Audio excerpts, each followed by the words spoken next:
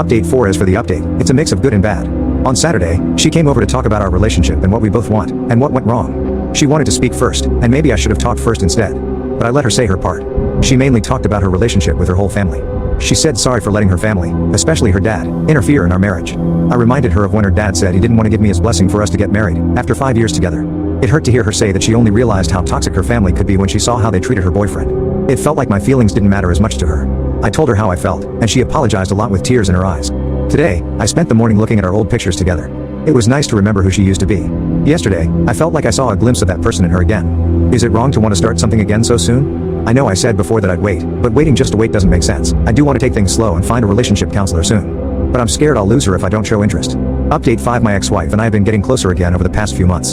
About 2 months ago, she brought up the idea of giving our relationship another try. So, we had a long talk about it. We discussed what went wrong in the past, especially towards the end of our marriage, and how much of it was because of her dad and how much was because of us. I didn't know before, but she's been going to therapy to deal with her dad's death. She hasn't told anyone in her family, so that wasn't a surprise. She talked a lot about her relationship with him. It was surprising to hear her reflect on it so much, and it meant a lot to me that she opened up about it. She struggled with her dad's influence all her life, and she realizes it's a bit late for our marriage, but she's learning from it now. She brought up couples therapy again, and I agreed. I told her it's necessary if we're going to give our relationship another shot. She asked if we're officially dating again, and I joked that I asked last time, so it's her turn this time. So, I guess it's official. But we decided to keep separate places for now, just for convenience and to give each other space. Things are taking it slow this time. She hasn't told her siblings, and it seems her family isn't as close as they used to be when her parents were alive. They only get together for Christmas and Easter now. It might be better for her without her siblings always around, giving her more space to figure things out. But it's bittersweet because I used to love those big family gatherings. So, we've decided to give it another shot, but I'm not sure what to call our relationship now. I keep referring to her as my ex-wife, but she's also my girlfriend now. I'll admit, I had doubts about whether therapy would really help, but I'm glad I was wrong. Not everything is going smoothly, though. My ex had to get a court order against her ex for abuse. I don't think she's in immediate danger, but she asked me not to share details here.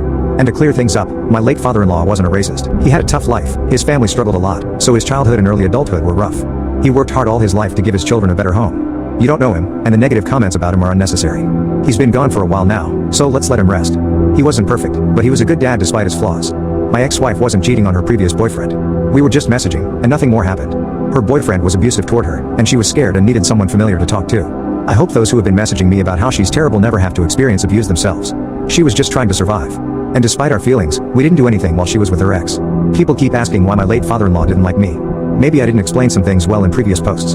English isn't my first language, so sometimes I might not express myself clearly. He didn't just dislike me, he didn't get along with anyone outside his family. My ex-wife has many sisters, and he didn't like any of their husbands. I might have been the favorite son-in-law, but that could just be because my ex-wife is the youngest. Also, my late mother-in-law loved me, and that might have influenced him. He was tough to get along with, but he didn't single me out. Or at least, I wasn't his biggest problem. I don't know why he was like that, but his life was complicated, as I mentioned before.